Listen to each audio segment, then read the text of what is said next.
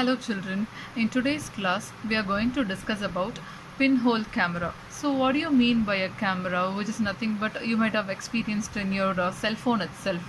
So to capture an image we make use of a camera.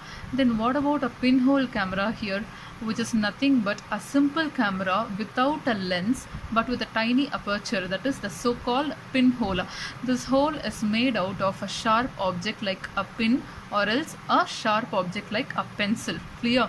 That's why we call this camera as a pinhole camera, as well as it is without a lens. This camera is without a lens, where you can even make it in your home itself. So the pinhole cameras, it was one of the earliest types of cameras.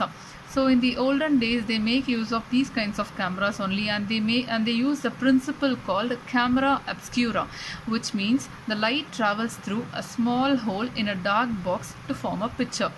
To understand more about this, so let us do a pinhole camera. Let us make a pinhole camera and see how a real camera works based on this principle. Okay, so to make a pinhole camera, the things that you need are a sharp pencil, an empty shoebox with a lid. Most probably you might have a shoebox in your home with a lid. So, and then an X-Acto knife. See, this is how an X-Acto knife will look like, with a sharp edge. You have to ask an adult for help to handle this item. Clear? And a scissors, ruler, wax paper, tape and a blanket. So these are the things you will need to make a pinhole camera. So let us look at the first step. In step 1, what you have to do is take the shoe box with a closed lid and make use of the sharp pencil and punch a hole at one end of the box in the center. Clear?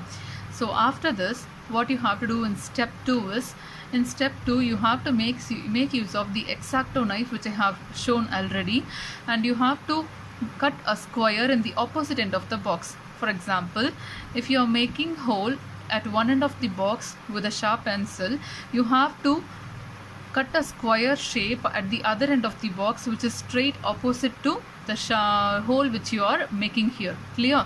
So you have to make a square cut in the opposite end of the box, and the square cut should be in a measurement of 2 inches on each side. As well, after making a square cut, make use of the scissor to cut a square of wax paper that measures 3 inches. Clear? So take a wax paper and cut it into a square piece, which should be a measurement of 3 inches. So we make use of this wax paper to cover the square which you have made in the box, which is of 2 inches. Clear? See here, you have to place the wax paper in step 4. You have to place the wax paper directly over the square you cut in the box. So above the square you have to place this wax paper, and you make use of the tape to cover the edges. So use the tape and stick this wax paper at the other end of the box. Clear? Then in step 5, what you have to do is just take the camera box to a dimly lit room, the room which is really dark, and just turn on any one table lamp, or you just lit a candle and keep it in that room. And after that, you just stand about 5 feet from the lamp, that is where you have lit the candle. From there you have to stand about 5 feet from the lamp, beyond the lamp. Clear?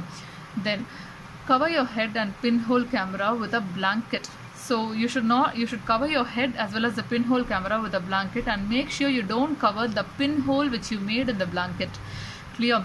So, and you also have to focus on the wax paper. The wax paper should be facing towards you, and the pinhole should face towards the lamp. Clear? So these are the instructions which you have to follow.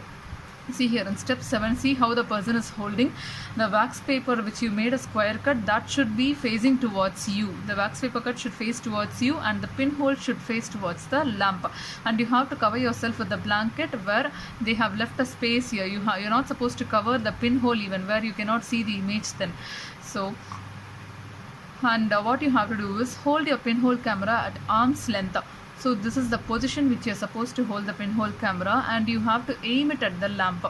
So aim it at the lamp, and you have to keep it steady until you see an upside down image of the lamp. Can you see the lamp is very straight here on the table, but in this image when you see on the wax paper, you can see an upside down image of the lamp. I hope you understood this concept, children. So try to make a pinhole camera and check it out. So what is happening here, in case if you see in a real camera, the lens is the tiny hole which you made in the box and creates an backward or upside down image. Clear? So thus based on this pinhole principle, pinhole camera principle only, even today's cameras we are making use of. Clear? And look at this image here. Even from the nature also you can learn how a pinhole camera occurs in nature. Sometimes when we pass under a tree, what happens? A tree which is covered with a large number of leaves, you may notice the small patches of sunlight under it like this. See the small patches of sunlight you can see under the bunch of leaves shadows.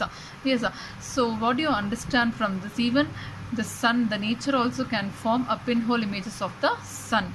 So the gaps between the leaves acts as the pinholes. Clear? So these gaps are of irregular shapes. You cannot expect a regular shape like a circle or a square or rectangle, nothing. But you can see the circular images of the sun through these holes. Clear? This is how the pinholes of images of the sun are formed from the nature. And look at another activity. See, a person is holding a pipe. You can even take a piece of pipe or else a rubber tube. So what you have to do is just lit a lamp or a candle at one end of the room, and at the other end of the room just hold this pipe and try to look at this candle.